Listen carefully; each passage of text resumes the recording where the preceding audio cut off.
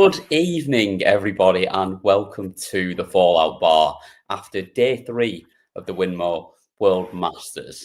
And a few things to talk about this evening. Not to get too far ahead of everything, but the last game might take up a bit of a segment of this. We'll come on to that. But firstly, Gerwyn, as ever, on the Fallout Bar alongside me. He's picked another spot to do it from that's a different spot once again today. He likes to keep me on my toes. How are you, mate? I'm good, thanks. Yeah, I've got a house full of women downstairs, so I thought I'd come up to the office and try and get some quiet. But I'm good, thanks. Bonkers. I was going to say, we're not going to expand on the house full of women that you've got. Yeah, no. It's going on down in Wales. Yeah, no, it's a friends catch up. Nothing inappropriate on a Saturday night, I promise. How are you? I'm not so bad, mate. Not so bad. We've got a few in the chat room as well already, all boxed up in there straight away. Just worn the green shirt. Yeah, we've talked plenty about that shirt. At least that might well be the end of seeing it now. Chelsea, one of the members, is in as well in the chat there already. Everyone else, obviously, get involved. As always, you do need to be subscribed to get involved. And obviously, when we get to the point of doing predictions later on, so that we can throw it up on the screen for you and give you a little shout out, make sure you're subscribed and give us a like as well. Just the more of you that do that, the more people see us, and just the better it is in here. It's always good when there's a lot of people in the chat room. We've probably caught a few off guard because we're a bit early tonight getting going, but darts has finished. It's time to start talking about it, isn't it? And well, once the darts finishes, we fall out, don't we? So that's it, absolutely. And we'll start at the beginning. It seems like a good place to start. We'll start with this afternoon, and first game of the day. To be honest, I don't think any of us saw this being a whitewash. Willie O'Connor played well in his first round game. Sort of fancied him to really push Danny Noppert here, if not sort of beat him. And he didn't really show up today, Gerwyn, did he? No, it was a bit of a flat performance from him really, isn't he? He didn't have his scoring boots on, and you could sort of tell from his body language that he wasn't quite feeling it, because when he celebrated that 180, that sort of came out of nowhere, sort of relief as much as frustration that he could hit one. But wasn't the best game, as in for a first game of the day, didn't sort of light the world up. Not that you expect him to. Like first game of the day, didn't it? It did, unfortunately, and the play. I think a lot of these players, they feed off the atmosphere and the crowd, and obviously lunchtime, most people who are at the venue probably were stumbling out of their beds at that time. So it was a bit of a flat game, but obviously for Noppert, job done, as in solid enough. Of course, he'll have to play better than that if he wants to go much further in the tournament, but you can only play what's in front of you, and he that's exactly what he did. He just put O'Connor to bed without really having to get out of second gear. Yeah, exactly that. It was sort of the minimal fuss, wasn't it? It just did what he needed to do to get through it. It's a pretty solid performance from him. We're probably doing him a slight disservice by not sort of talking. I mean, he scored well, doubling percentage up in the mid-40s as well. Yeah, sorry, I was looking at the set stat, not his overall match stat. So yeah, he played better than I gave him credit for. So apologies for that, Danny. It's all right. I don't think he's watching, to be fair. If you are in the chat room, though, Danny, give us a shout. It sort of, I don't know. It was flat is the right word, and I think there's not a lot more to say on that game, really. We haven't got a clip from Danny either, so I think I'll just get straight into the second game, which not quite so flat. This one had all sorts going on, didn't it? This was a really good sort of back and forth game between Damon Heta and Gerwyn Price, and in the end, it was Heta that got over the line in a deciding set, winning 4-3, and did Gezi give this one away a little bit? It's a funny old game, because when Heta went 3-1 up, you thought Price won't chuck the towel in, but he knows when things aren't going his way, and he sort of eases up a bit. But no, he got himself back to 3-3, and then sort of, as you'd expect, the nerves played a part then, and both players were a bit shaky. But what I found with Price of recent times is he is missing tops too often. And for a player who loves tops and tens, he's coming inside that double 20 too often, to the extent that he switched to other doubles today more than he'd usually switch. And obviously, I say it could be a concern for him next week in the Premier League. He could trick 110 average and hit 6 out of 6 in his doubles and the world's right again. But yeah, I do feel like he's missing tops too often. Take nothing away from Heta. I thought first half of the game he really took the game to Price and deserved the 3-1 lead. And probably on the balance of play, you'd say that Heta deserved to get the win. And yeah, I'm quite excited to see what he does tomorrow now, because he's beaten his nearest rival in terms of the order of merit. So yeah, let's see if he can go all the way. Yeah, he's definitely got the opportunity to do so now. And like you say, it's a game where he was it was James Wade-like from him, really, wasn't it? He was comprehensively outscored by Gerwyn Price in this game, but just did enough, was really solid on the outer ring, and got himself through and got a really good win against someone that we know has the quality that Gerwyn Price does. I'd say Gezi, he'll be frustrated. I think like 32% on the outer ring is really the thing that's done it here, hasn't it? That's what it is. And like you mentioned, he's looking at sort of switching doubles, which we don't really see him do. He's pretty consistent, just sticking to tops and tens, whether it's working or not. Is there a concern that when he starts switching doubles, that it's starting to bother him a little bit? Definitely. Especially when, as you say, he was comprehensively the better scorer. Heta's not hit the 180 in this game, yet the averages are pretty much, I think, only a point between them. So if he's getting to the stage where he's moving away from tops, when traditionally maybe going for tops would be the best option, something isn't right. And I'd imagine for a professional darts player, that is the most frustrating thing, is when the double that you've relied on for so long doesn't go for you. As in, don't get me wrong, I miss doubles for fun on a dartboard. As in, switching doesn't bother me because not a double. Yeah, my favourite double is the one that goes in, regardless of the number. But for somebody who's sort of making a career out of hitting double tops on a regular basis, the fact that he's not doing it now will play on his mind. And I think the problem he's now got the 16-week Premier League coming up. And if he doesn't find tops soon, those 16 weeks will feel very, very long if he's not finding doubles and winning a few games on that stage. Yeah, exactly that. But the man that has got an opportunity to go and do something after this game is Damon Heta. And he did actually speak to Phil after his game today. So we've got a little clip from him.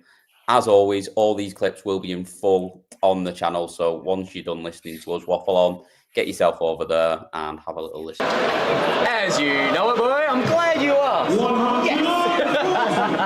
So we'll keep this bad boy rolling and see how we get on, yeah? Look, my heart did skip a beat when that left my account. I've never purchased something so big.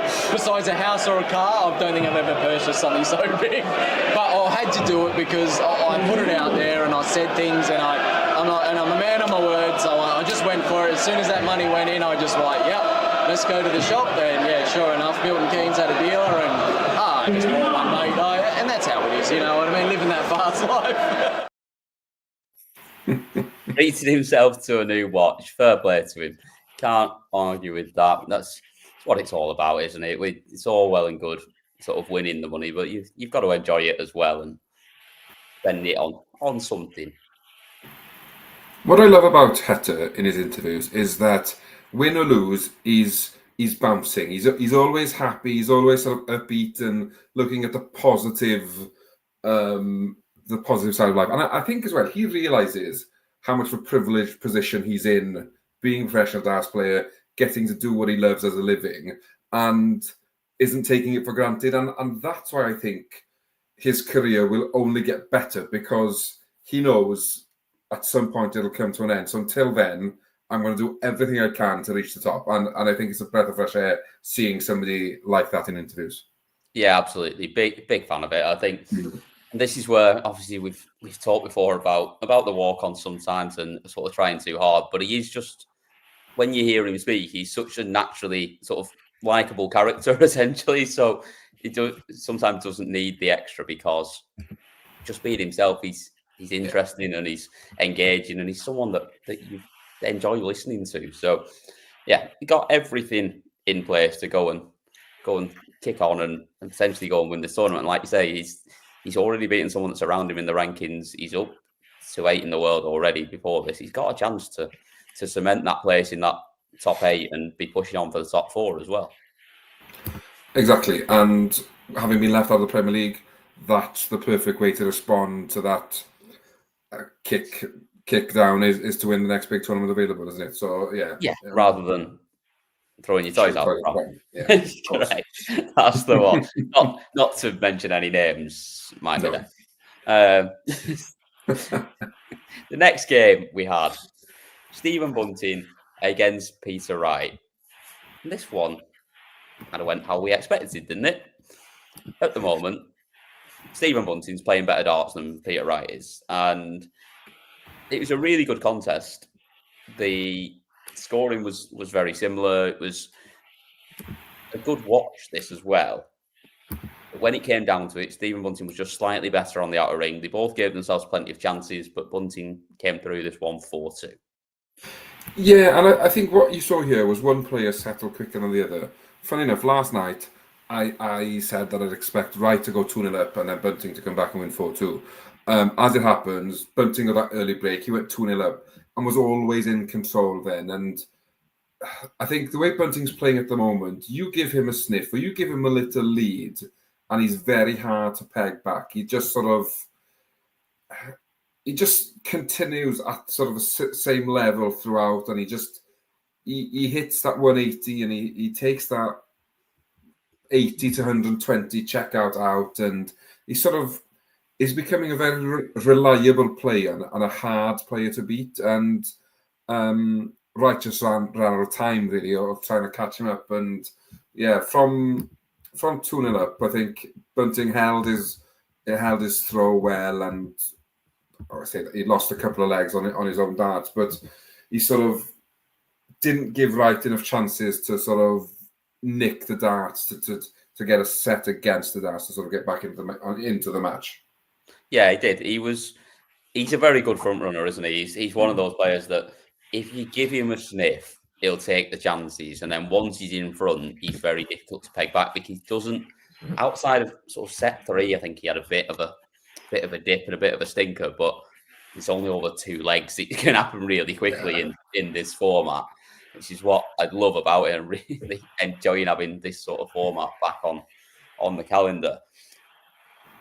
But he generally doesn't dip, and if he does dip, it's not for long, and that's why he's such a good front runner. And the scoring power's there. He can turn it on. He can hit plenty of 180s, 140s when he's going, and it just makes it very difficult, especially when he's as solid on the outer ring as he is, because well up into the mid-40s again on the outer ring, that's what gets it done, especially in these short sets. Like, you take your opportunities and there's not much chance to fight back. No, there isn't. And I think Wright gave it a good go, and I think looking back at this tournament, Peter Wright should be quite happy with how he's played and see it as a positive start of 2025. We know he's had his struggles over the last year or so, and even said it himself as in not being in the Premier League as sort of giving him a bit of a boost and sort of giving him time to focus on each tournament. And I think that's, again, a positive way of looking at it. And being in the Premier League has its advantages, but it's not the be-all and end-all, because as we saw from Peter Wright last year, if it doesn't go your way, that stage is a lonely place, and it's a long time to be fighting those demons on a weekly basis, not knowing that you're going to lose, but expecting to go up there and lose. So I do expect to see more sort of performances like we've seen from Peter Wright over these last couple of days going throughout the year. But just at the moment, Stephen Bunting's in that place with his game where if you give him a sniff and a lead, he's very hard to peg back. Yeah, exactly that. Like you say, it was. There's a lot of positives for Peter Wright. He's playing a lot better than we saw him play for the last sort of couple of years, really. He's definitely found something again. So a lot of positives for him. But into the last 8 is Stephen Bunting, and he spoke to Phil afterwards as well. Oh, it's a brand new tournament, isn't it? Obviously, probably the first 2 games I've played, I've probably put a bit too much pressure on myself coming in as the defending champ. But yeah, it's a different tournament, different format. I played this format in BDO and I was successful twice. But obviously I'm playing the best players in the world now, so no stone unturned. I'll make sure I have a really good rest tonight, and I'll make sure I come out firing all guns tomorrow because I want to win this title. What we like to hear, he's up for it, he fancies it, he wants to win it. And he hit 5 180s along the way as well, which means 5 lucky people following him won themselves a bottle of vodka as well, which was one that I wasn't really expecting earlier on today on socials to see that. But yeah, there's some bottles of vodka being thrown around as prizes for Stephen Bunting fans. So yeah, Happy days. If you're a vodka drinker, get yourself over there, give him a follow, give him a message, and so get going from there. Final game of the afternoon session. Another one that, a bit like the first game, I didn't see this being a whitewash. I think I actually predicted the upset in this one, possibly. I never write down my predictions, so I'm always just trying to remember what I've said the night before. Luke Humphries, just really professional performance. We were sort of chatting about this just before we came on. It felt better than what the stats looked this from Luke Humphries, didn't it? Yeah, that's exactly right. And it's funny, you did predict the upset, and the reason I remember it is because that's what I was going to go for.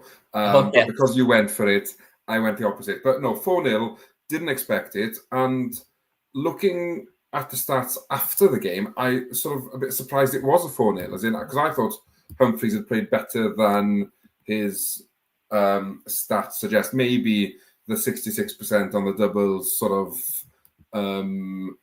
took over my memory of how well he'd actually played. But no, you know what, as in, we mentioned, I think Dan mentioned last night on the 4-Lock bar, he expected a big performance from Humphries, sort of a statement performance. And whilst we didn't get that, I do think we got a performance that will just remind a few people that Humphries is still the world number 1 and that he is capable of comfortably beating in-form players. So it's just a little reminder, I guess, to maybe a few doubters who have sort of written Humphries off already this year, that he is still capable of doing a job, and he's not to be forgotten. Yeah, exactly that. And like I say, it felt better than it was. And like I said, the finishing was exceptional from him. He's done everyone a favour because we now don't have to look at Josh Rock's shirt again for a few days. We don't have to look at the packet of cheese and onion crisps.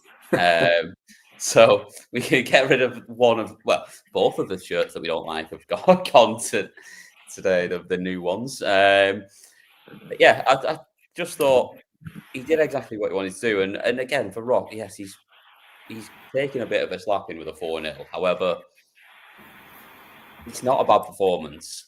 And that can just happen to you in this short format, can't it? It can just, when it is just best of 3 sets, best of 3 legs in the sets, it's very easy for it to get away from you very quickly.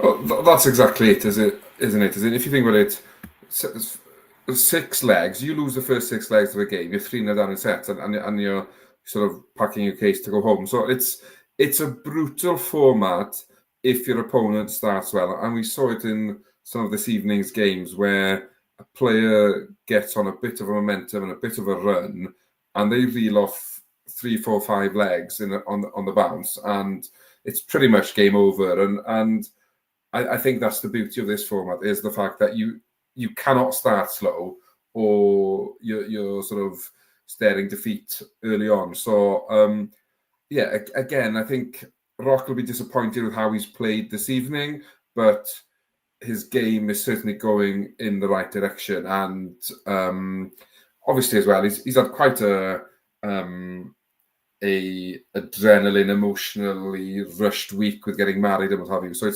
it was understandable that at some point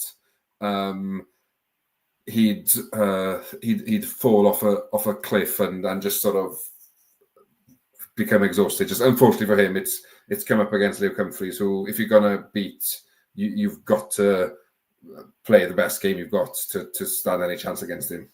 Yeah, exactly that. You don't get away with anything against Luke Humphries when he's too good for that, and he just won't allow it. So yeah, it's again a bit like Peter Wright, positives for Josh Rock, but Luke Humphries still in the hat, and he spoke to Phil afterwards as well. I'm searching for something better.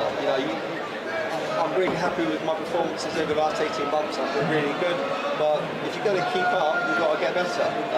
And I want to get to a better standard. And there's no player in the backstage that works harder than me. I'm the only player here yesterday, as you all could see, was practicing because I want to be, performing at the highest level. I want to challenge Luke and Michael and Gezi and stuff. I don't want to phase out. I don't want it to be a great 18 months and to aspire to something great. So, I'm working incredibly hard, and that's all I care about. If it doesn't work out for me, then so be it, right? All I can tell myself is I'm working hard from the ability I've got, and just trying to find someone that can make me even better and challenge everybody, make sure that I'm the best I can physically be. Hopefully over the next sort of 5 years I can win many tournaments and provide some great games for the fans and you guys that stand here right now. He always speaks really well, doesn't he? Like he's fantastic in an interview as well. And it's that insight, it's that little edge that makes you the best player in the world. That he doesn't think he's cracked it. He still thinks there's more he can find. He still thinks he can get better, and he's trying to improve. He even sat there as world number one. He's got a world title under his belt. He still wants to get better and do even more, which is obviously the mentality is impressive from the man, isn't it?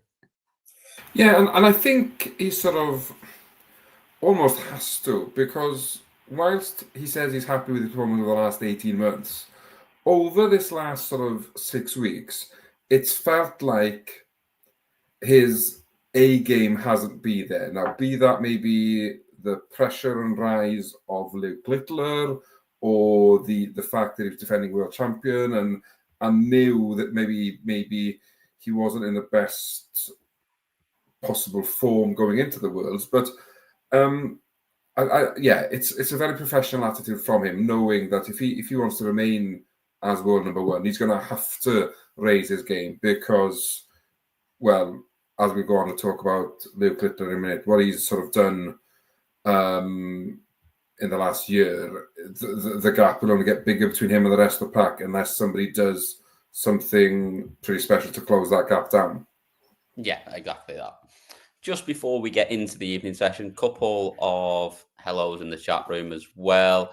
Max is in there as well, and Preston, both two of the members there as well. Ego Chip as well. Nico wants to know whether we're brothers. Not as far as we know. No. I've got know. no family connections to sort of the Northwest. So unless somebody wants to tell me something live on stream now, I think that's a no. Big breaking news on the stream. Other than that, no, we're not related. Scott said, in this format, bring your A game or go home. It very much is like you don't get away with anything in this. And one person who didn't get away with anything in this was Ryan Searle, who was seemingly cruising at 3-1 up against Johnny Clayton. But the Ferret just worked his way back and gets over the line with a 4-3 victory, Colin.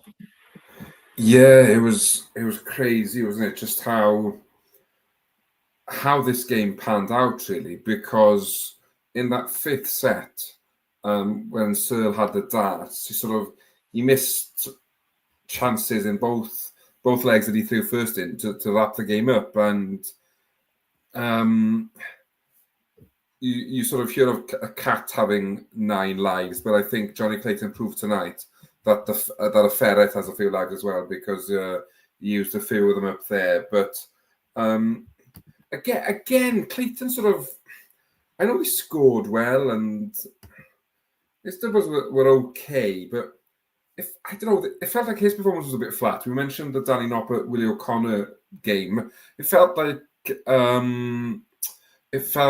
Clayton wasn't quite at the races this evening, and I guess that's a sign of a good player when you win and you're not quite there. But I think it's one that Searle will be kicking himself, as in 3-1 up, dart in the 5th set, dart in the 7th set.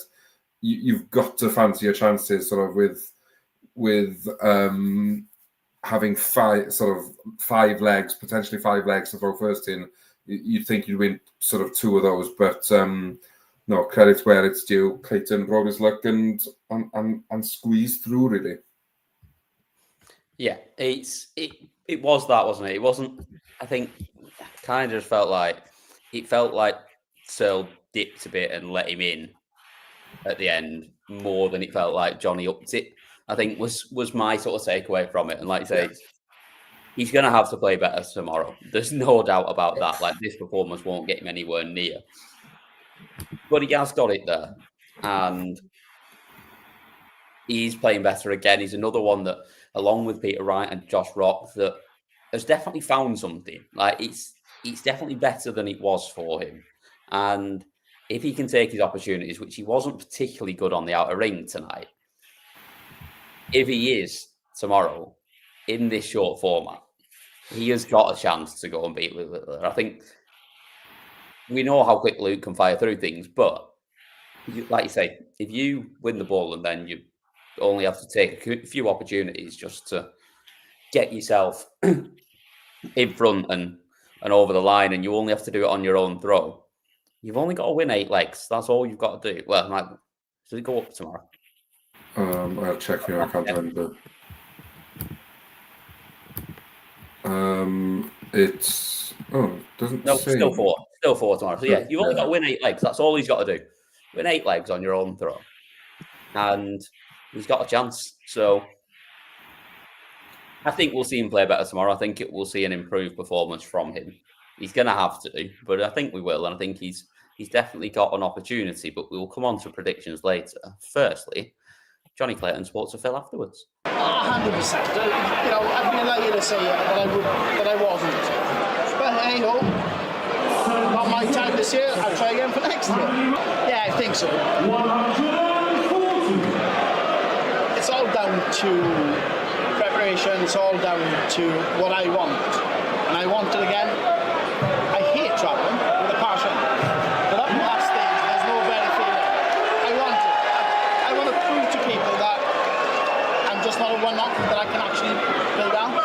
So cross fingers and we're back on track. I still can't get over this interview spot that they're using, where it literally sounds like they're in the middle of like a busy shopping centre almost. But yeah, it's good. It's good hearing that he wants it again, and that there is nothing better than being up there on that stage. Like, as much as he doesn't want to travel around and do that, and it's not the most fun doing that, once you're up there, it's a serious different sort of kettle of fish for him. Like, he's happy up there, and that's where he wants to be and where he wants to be performing. Well, that's it, isn't it? And I think what will give him confidence, not just for tomorrow, for the upcoming year, is how he played. Was it last night? Last night in his first round game. As in, if he can put in numbers like that relatively often, he will be fighting the likes of Luke Littler. He will be making it deep in tournaments. What he can't do, especially if Luke Littler seeded 2 and Clayton is seeded 7, it means they'll meet at most quarterfinal stages, is get it in his head that he can't beat Luke Littler. Because what I'm seeing is a lot of players losing the game against Littler before they step on that stage. And mainly because Luke Littler is playing that well anyway, as in he'd blow most players out. But I do think psychologically, a lot of these boys now have got it in their heads, I'm playing Luke, I've got no hope. And the game's lost before they step on the hockey. So if Clayton can avoid that, even if he loses tomorrow, if he goes up there and puts a good fight up and Littler plays better than him, then hats off. You've lost to a better player. What Clayton can't do is go up there tomorrow and hit a 92 average, lose 4-0, and Luke Littler hit 106 average, and then it's just sort of, maybe I'm not good enough to beat him. But I think that's the problem, isn't it, for some people going up against Littler at the moment? Is that, like, it's almost like demoralising the way that he can run through you in a game, like, and make it look like you've absolutely just not in the same league as him. And it is about just, even if you get beat, just setting yourself up for the year here, in that get some confidence that, you know what, I am in there and I've got a good chance. Another man that is still in there and still in with a chance is Nathan Aspinall, the angriest looking man of the night. I don't know why. I don't know whether he was actually fuming, but his face just looked fuming throughout this game for some reason. I don't know why. Yeah, I don't know. Was it to G himself up? Maybe did you see that somebody was encroaching into the light blue carpet? I don't know, but it was a solid performance from the Asp. As in, it wasn't fireworks, but it was good enough. And I sort of expected the game to go a bit like this in the way that Menzies wouldn't back it up. And I think it felt like maybe Aspinall's darts weren't going as easy tonight as they did last night, in terms of the release. But it was another solid performance from him, and I think he's just one of these players that does enough to win, and he knows how to win. And whilst he may not win many tournaments this year, I think what we'll see is a lot of quarterfinals, a lot of semi-finals, and him just getting his confidence back and his belief back. And I think he'll improve as the year goes on. But and these are the types of games he has to win then, really, isn't it? As in, Menzies a tricky opponent, but just putting him to the sword forward and just getting rid of any potential banana skin, and he's done that tonight.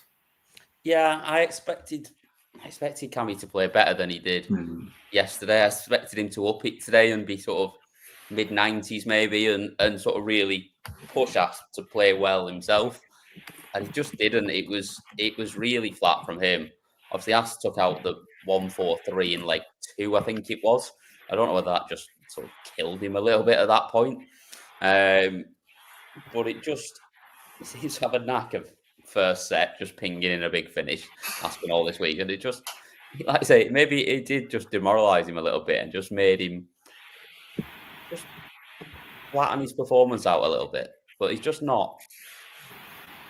Yeah, it's another time that we're sat here with Cam Menzies saying he's not performed on the stage again. Like, we all know he's got the game.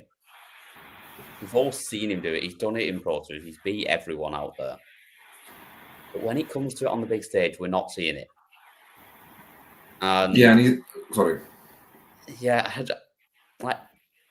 I don't know what he needs to do, how he needs to find it. Like, we know he's a bit of a character, and he's a bit like,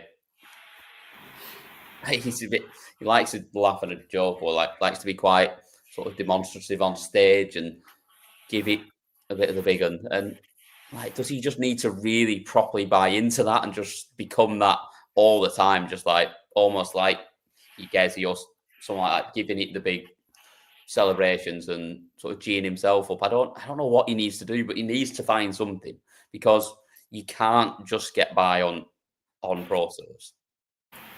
No, and I think a lot of it is as well, in his head, he was always beating Dave Chisner last night. I don't think he had any doubt that he couldn't win that game.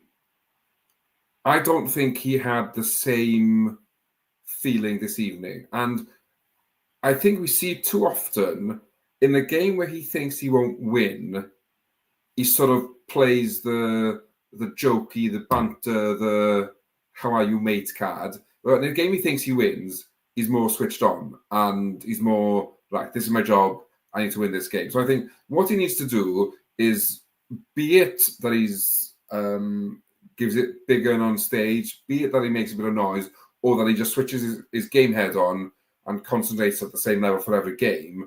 I just think he needs to find that thing in his head that turns the switch on for every game, and that it doesn't make a difference who he's playing, or be it his mate, or be it somebody he doesn't get on with, that he's got the same vision, the same attitude. And I think he will win more games on stage, because, as you say, he's beaten them all on the floor.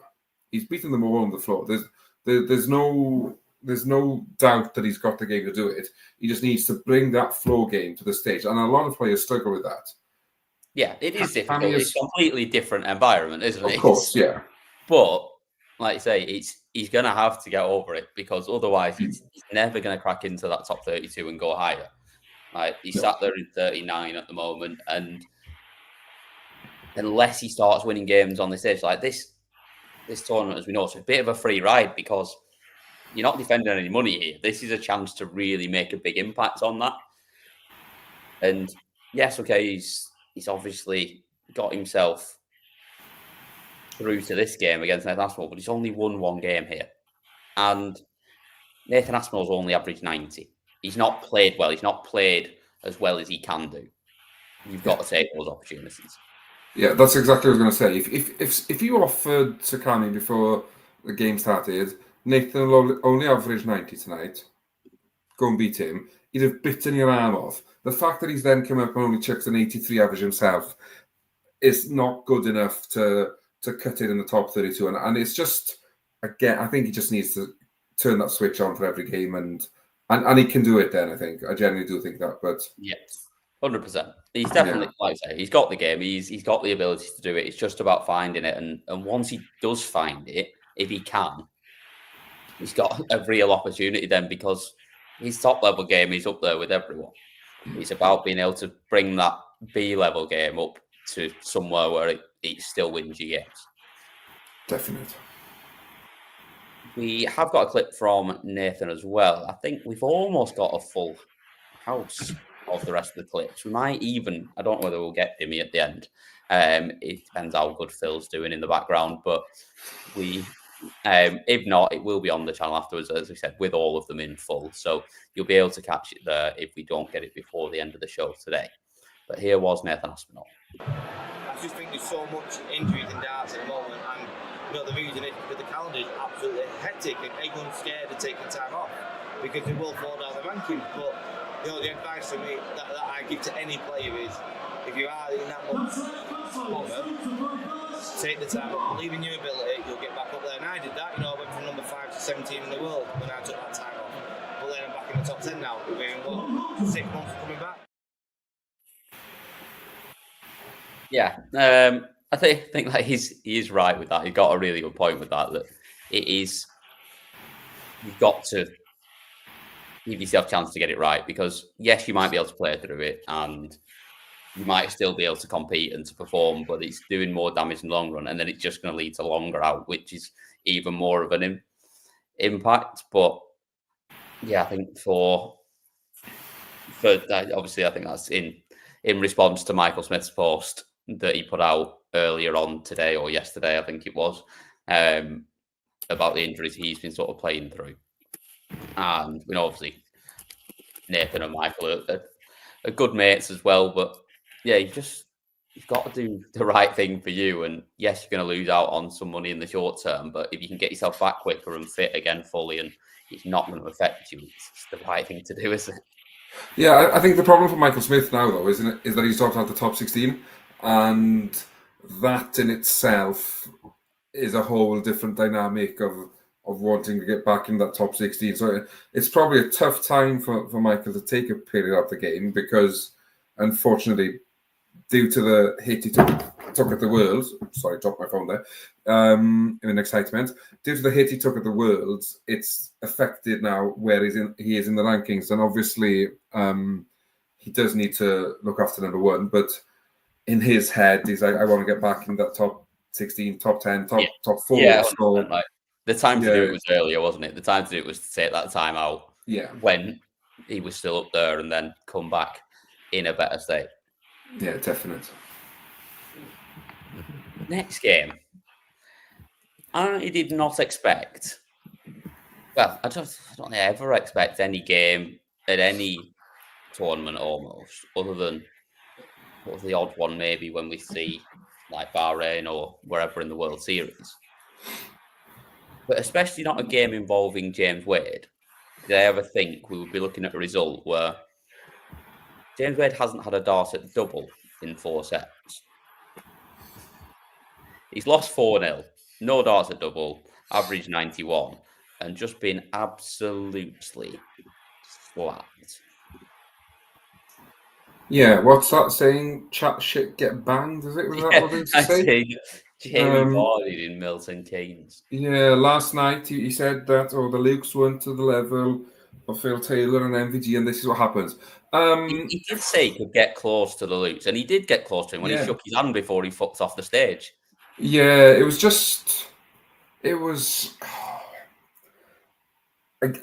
Again, I think James Wade has fallen into that category of showing Luke Littler too much respect.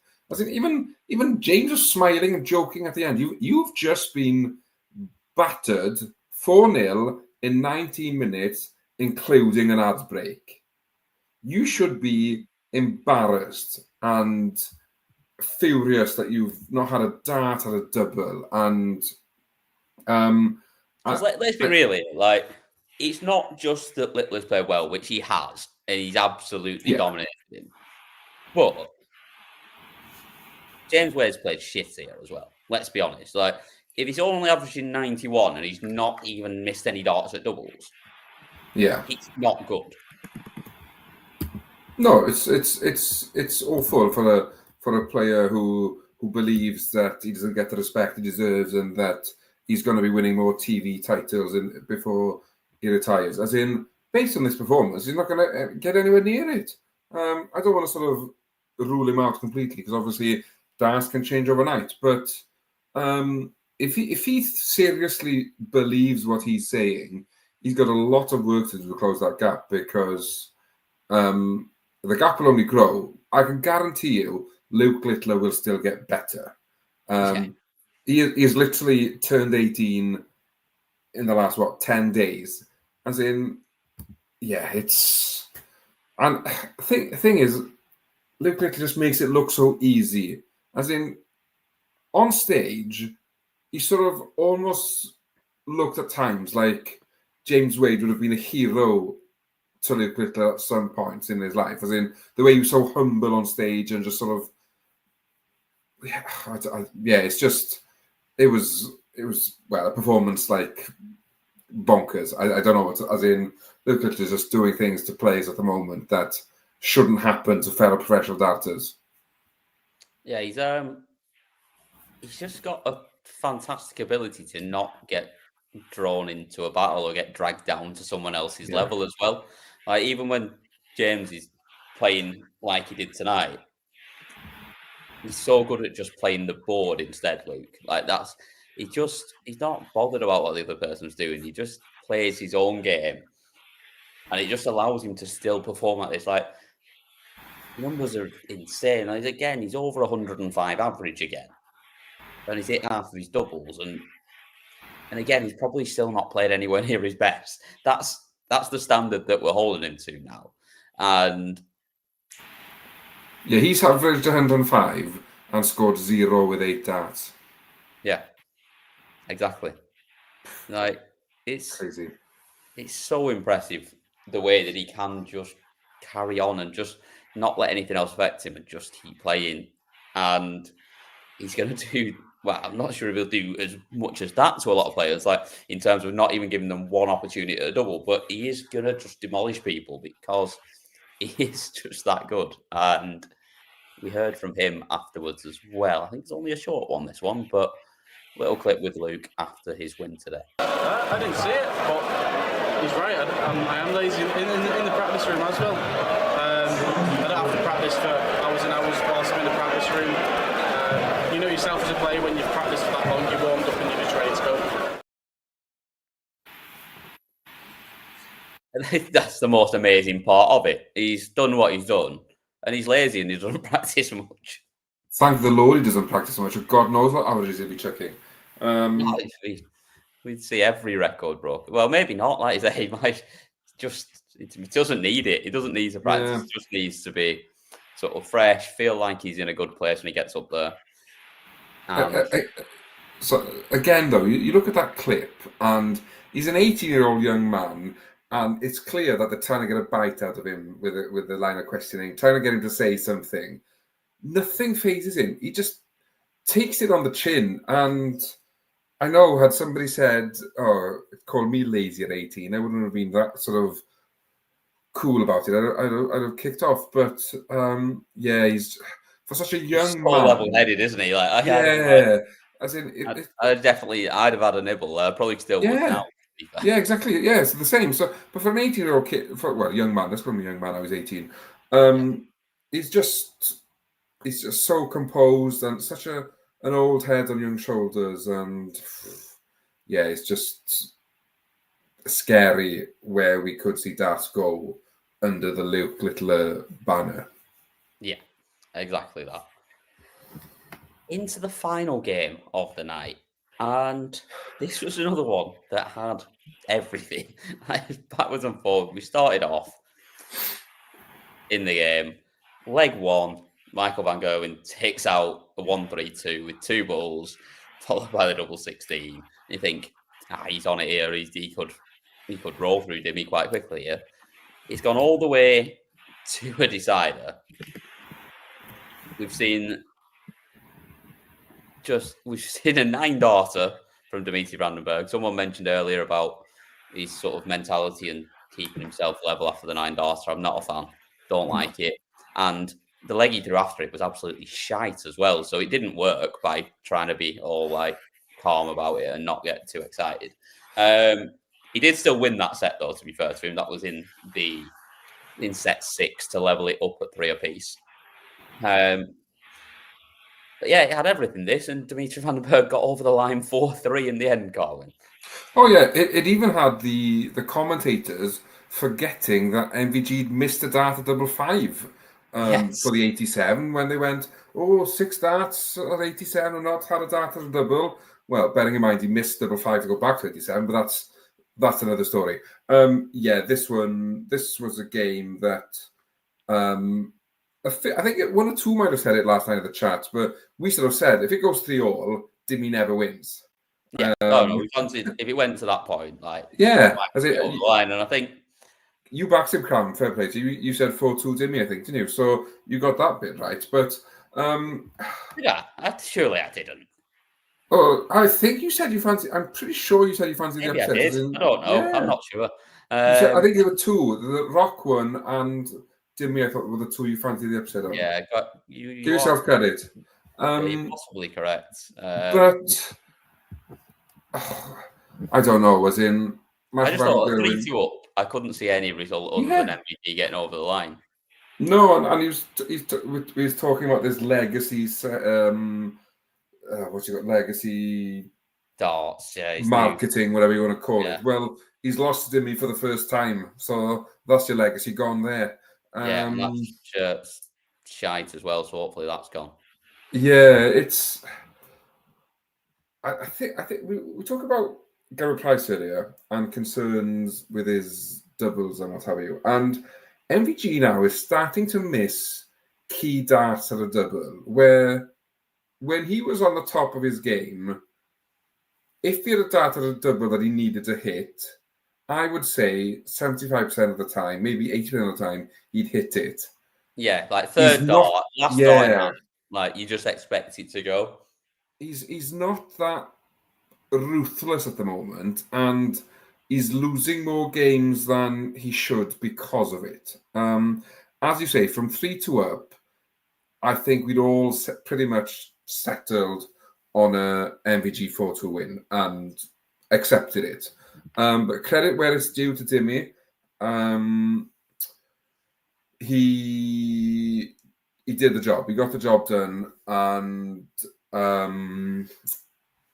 yeah, as in he celebrated like a maniac at the end, as you expected him to. But I would have probably given it a bit of a bigger one after the 9 myself. Yeah, I think you've got to do, like, for the crowd as much as anything, like, just from hitting the 9 and, like, MVG's already started the next leg, and it sort of takes the moment away a little bit in the venue of, like, you're already back on and he's already throwing again, rather than taking that little moment to enjoy it. And obviously, it's each to their own, but he threw a poor leg after it, after trying to keep himself calm, because like, you almost need that release of the energy after it. Otherwise, it's still in there and it's not helping you at that point.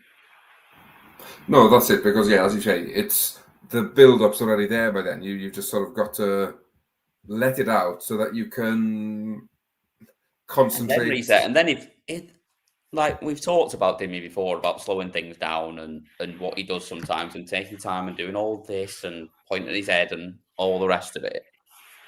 I'd be absolutely fine if he gave it the big one after the 9 and then took 30 seconds to do that before throwing his next darts and slowed it down at that point. That's fine. I'm all right with him doing it in that moment, because there's a reason for it, not just because he's doing it to be like, just to try and put everyone else off.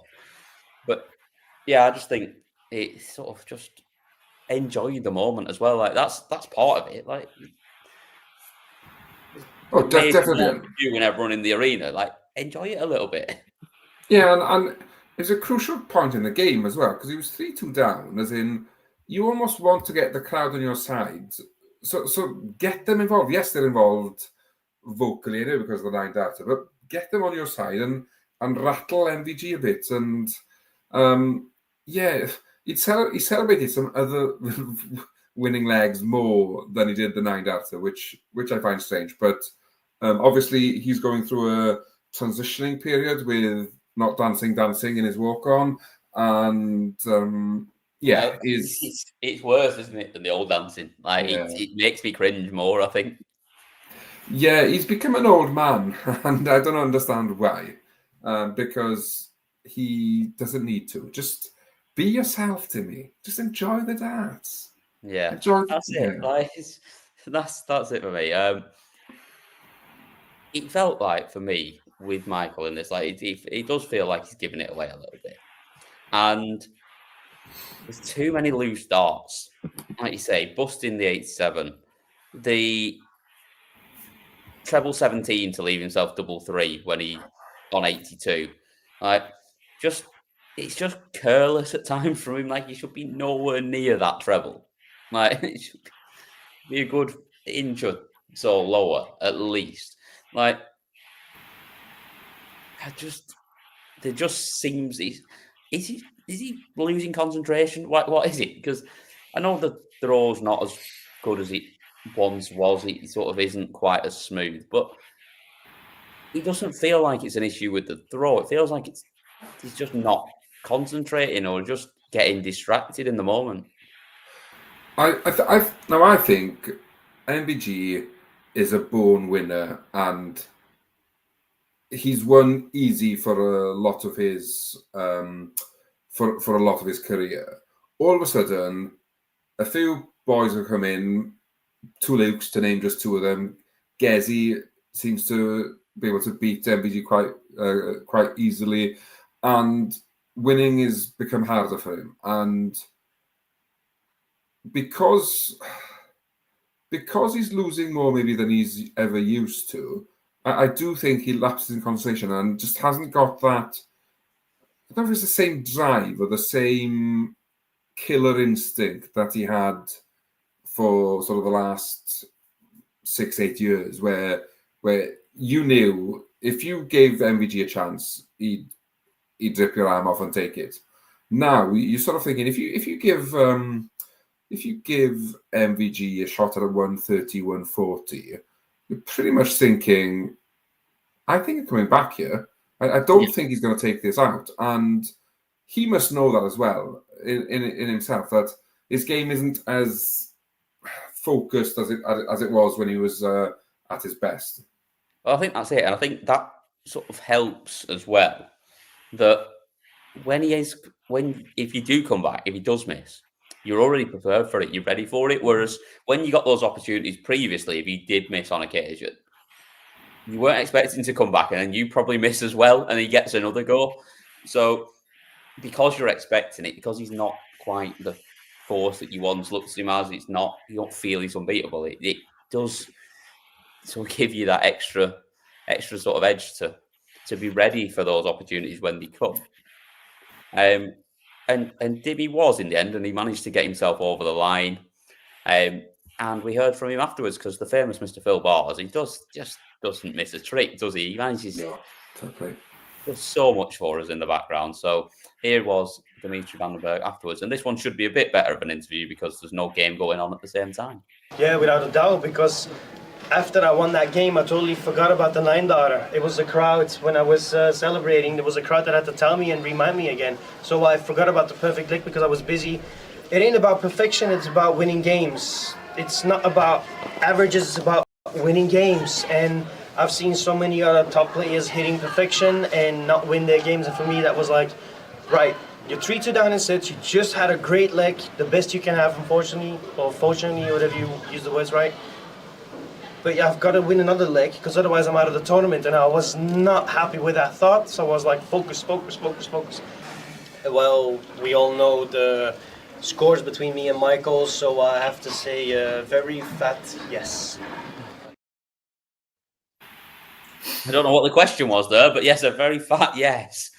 I'm going to, something along the lines of, was it nice to break the duck? Yeah, I would assume so. I'm guessing that's what. It is always fun, this bit with the interviews, where we have to just guess what they've been asked before they've gone off on a tangent. Yeah, I mean, he got over the line. He's through to the next round, and I mean, I did find that well in spells in that game, so he certainly got a chance to keep going as well. Yeah, I just found that into a bit strange, because he was saying, "Oh yeah, in the moment I had to stay professional," and had a howler of a leg, as we've already mentioned, following the 9-darter. So it didn't work. Yeah, I'm not sure I totally agree with what he says in terms of the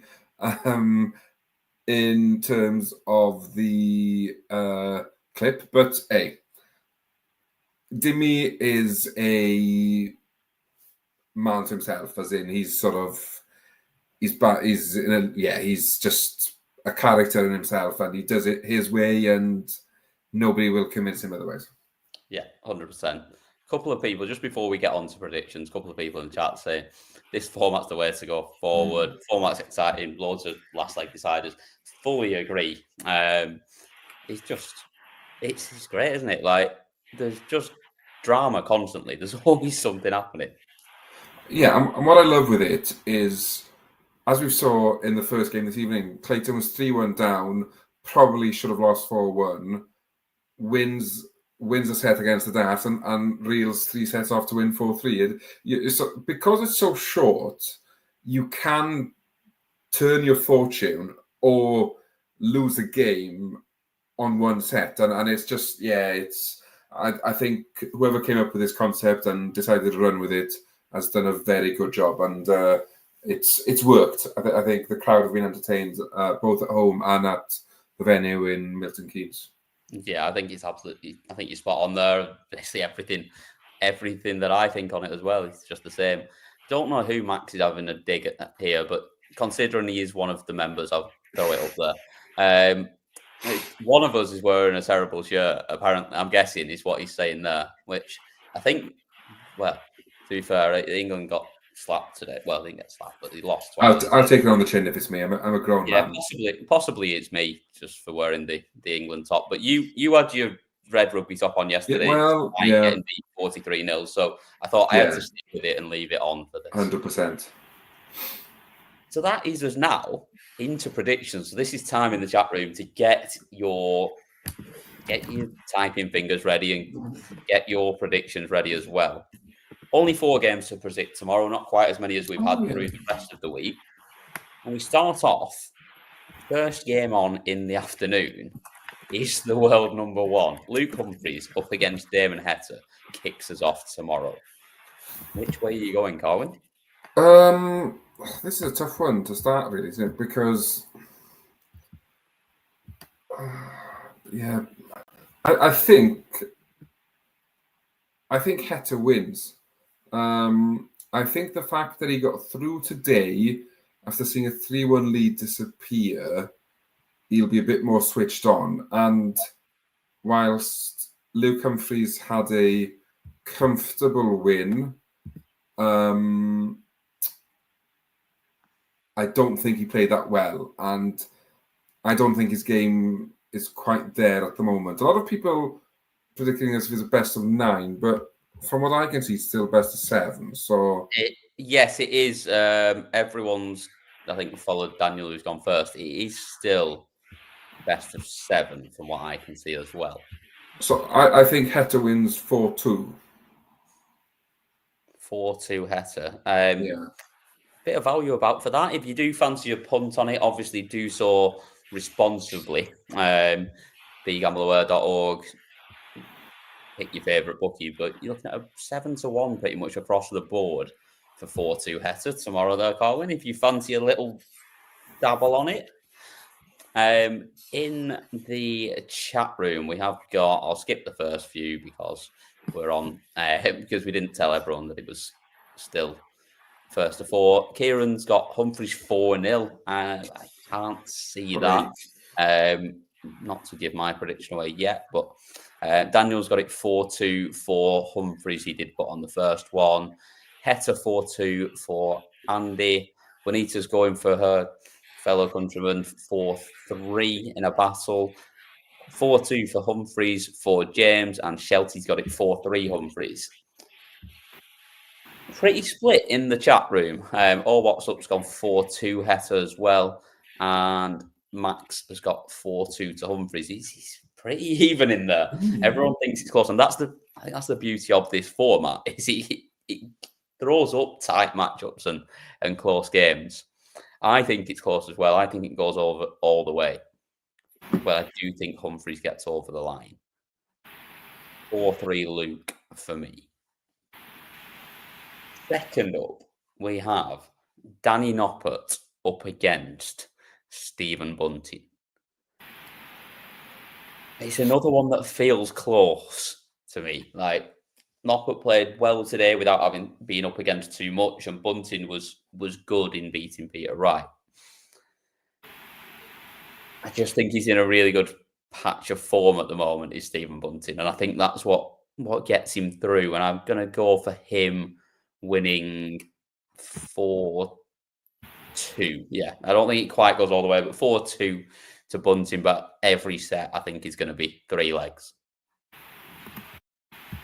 Yeah, I think I agree with you that a lot of sets will go the distance.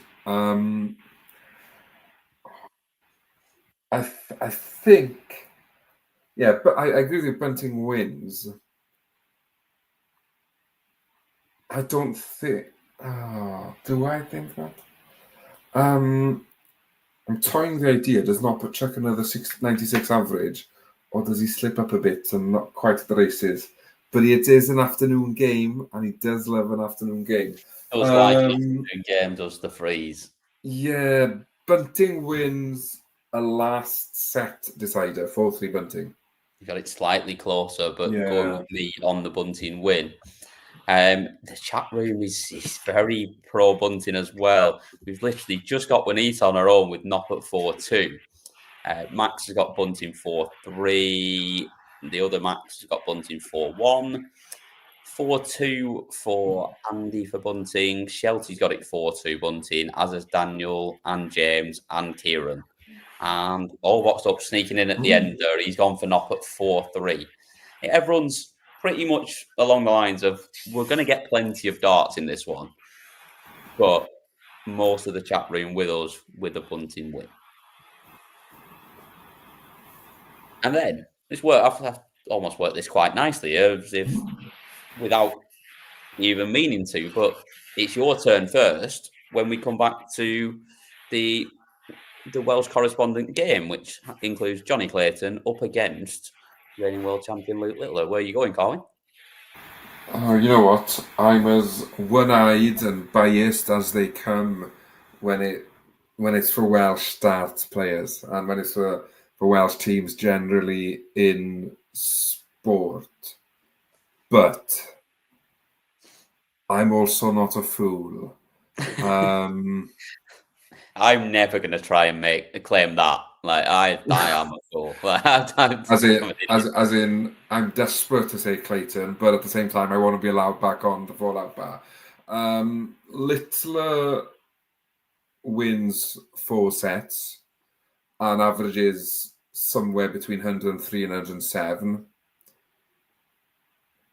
I think I'm gonna give Johnny a set because I have to. I cannot give him a 0. You can't have a second Welsh whitewash of the weekend. No, exactly. We had that on Friday. 4-1 Luke. Sorry, Johnny. Yeah, it's tough to sort of pick anything else, isn't it? Like looking at the chat room, we've got who's in there already? Andy's got 4-0 Littler, world record average and a 9 daughter. I mean, I'd love to see it. Not from Johnny's point of view, but just if we do see a record broken, it will be impressive. Connor's got it 4-0 Littler. Juanita 4-3 Littler. Or What's Up's got it 4-0. Max Holmes has got it 4-1 to Littler. Shelty's 4-1 for Littler. Daniel's got it 4-1 Luke as well, as has Kieran. Max is giving himself a shout out there. He got 7 predictions right. Not quite as good as you then, Corwin. You on Thursday had all 8. So, but yeah, not. I mean, anytime you can get 7 out of 8, you absolutely take it. James has gone for 4-2 to Littler, as has Max. And Nicholas said, just in case the last chance to get to say it to you, Cam, go Birds. Absolutely. Fly, Eagles, fly. Next Sunday is the big one. Forget your darts. Proper sports on. No, I'm joking. Can't say that on here. I will be banished from here forever. I feel a bit sorry for Johnny Clayton here because nobody's picked him to even win more than. Well, actually, when he's had him to get 3 sets, I'm going to give him 4. I'm going on my own. I'm going out there on my own because even though we don't do a fallout tomorrow because it's the final, I still want to be able to be smug on my own. Johnny Clayton wins 4-2. Wow. I just think this format could just be a leveler. And Johnny's going to have to probably hit 60-70% of his doubles if he's going to do it. Like it's going to have to be like 3 Johnny Clayton, 1-2-1 and finger points. But he could just do it. If he can just hang with him a little bit. I'm going for it. Right, yeah, 4-2, Johnny Clayton. I'm sticking to my guns. I'm 99% going to be wrong. But if you do want to follow me, 14-1 available on Johnny Clayton 4-2. And as we know, I know it doesn't seem enough that. And as we know, if you put £10 on that, that means you will lose £10. That's crazy. Yeah, it should be more than that. I feel like someone's like he's only 40-1 to win 4-0. Have you been watching the darts? I don't know. It's almost like I don't know where they've come up with that from. Like, at least if you because it's never going to happen. At least if you want to tempt some people into wasting some money with you, you just throw 100-1 on it because then people go, yeah, it's worth a couple of quid at 100-1, but not 40-1, not so much. But yeah, I'm on my own. Johnny Clayton beats Luke Littler. And I hope you're finally- right. I don't mind getting my prediction wrong if that happens. Oh, you'd be happier man than me at that point. Yeah, definitely. You'll be doing a Fallout tomorrow if that happens. Yes. Just me and you. We'll just set one up and do it ourselves. Yeah. And finally, then 9-dart hero Dimitri van den Bergh. It didn't feel right saying that. That felt awful. Plays Nathan Aspinall in the last game of the night, the afternoon. Sorry, my head's gone here completely because I said something nice about Dimitri van den Bergh. Yeah, Dimitri van den Bergh, Nathan Aspinall. I'm not going to pick Dimitri to beat Nathan Aspinall. I just refuse to do it. 4-2 Asp. I'm torn here because my heart is saying Asp, but my head is saying Dimmy. Although maybe a slightly slower pace will help Asp if he's having trouble releasing his dart, so that could go in his favour. I just think, sometimes Dimmy, you can see he's going to do well in a tournament. Yeah, And there is that feeling. If I was picking with my head, but I'm not doing that because I never do that when Asp's playing, I think I'd have gone a different way. Yeah, and I think I'm going to go with my head. I just because he's got the aura about him this weekend that he fancies it, and when he shows that, he tends to go deep. Obviously, if he does beat the Asp, he'll lose to Littler or Clayton in the semi, regardless. But I think Dimmy wins 4-3,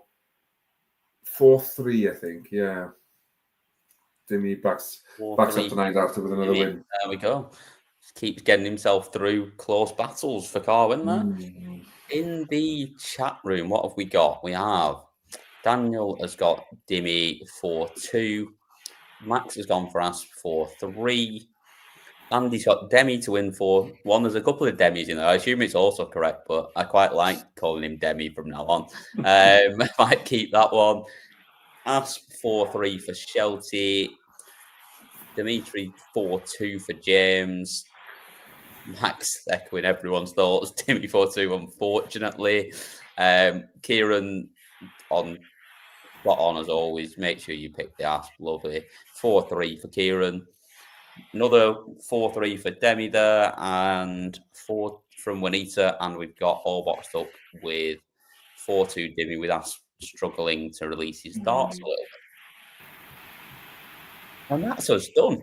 That is the last Fallout bar from the Winmau World Masters. The first time we've done Fallouts for this, and it's been a success. It's been a lot of fun. It's been good to roll a Fallout bar out for it, and it's gone all right. I think we'll be back again for it next year because we've all loved the format. We've loved everything that's going on.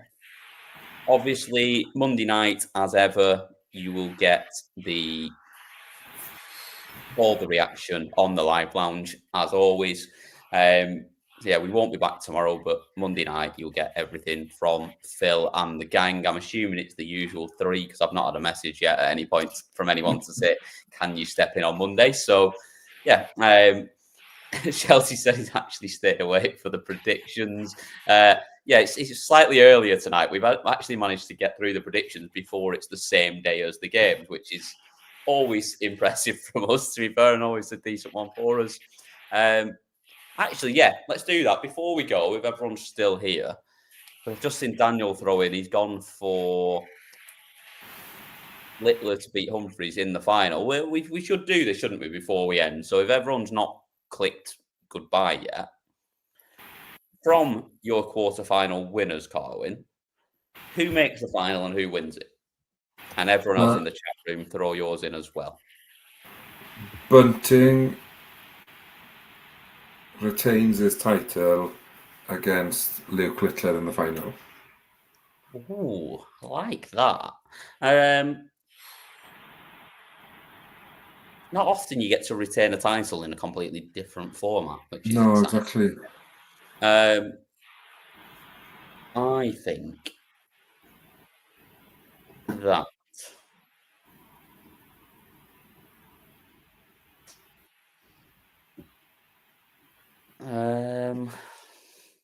I think Bunting makes the final as well.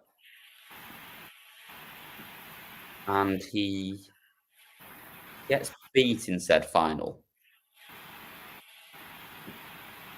by Johnny Clayton. Oh, yes, please. I prefer that pick to mine. Yeah, sure you do, but you couldn't have picked that because you didn't have him winning. In the chat room, who have we got here? So obviously Daniel's got Littler beating Humphries in the final. James has gone the same. He's gone Littler to beat Humphries. Humphries to beat Littler for Matt. Juanita's got it Heta versus Littler. I like that final as well. I like that final. She's got Heta winning it 6-4. I like it. Shelty's got Littler beating Humphries, and Max has got Humphries winning it. Littler to win it against whoever beats Heta 6-1. Littler against Heta 6-3. There's a few in there for Heta then. And he says, keep drinking the red wine. I will do. If anyone knows me, I always carry on to drink the red wine. Don't you worry about that. Kieran's got Asp against Bunting. I'm liking these final predictions. As in, yeah, Asp Bunting. Okay, good final. That's to be fair, I nearly went for Asp, but I think I've got a feeling that if Johnny does get through Luke, that he might beat Asp in that semi-final. So yeah, Kieran, you've got 30 seconds to get your actual winner in there but that is us done. So like I say, thank you very much all for joining us, because you guys is what makes it what it is. If it was just me and Carwyn chatting shit to each other, it wouldn't be quite as exciting. I'm sure we'd still have a lovely evening, but it just wouldn't be quite as fun if we didn't have all you along for the ride. So thank you very much, all of you, for joining us. And like I say, catch Phil and the guys on Monday evening for the live lounge for all the roundup. And there we go. Kieran's got Bunting beaten. I think he was so close to doing well, and then he had to do that at the end. Stick with us. That's what you should have done. Anyway, thanks everyone, and good night. Forgot the video.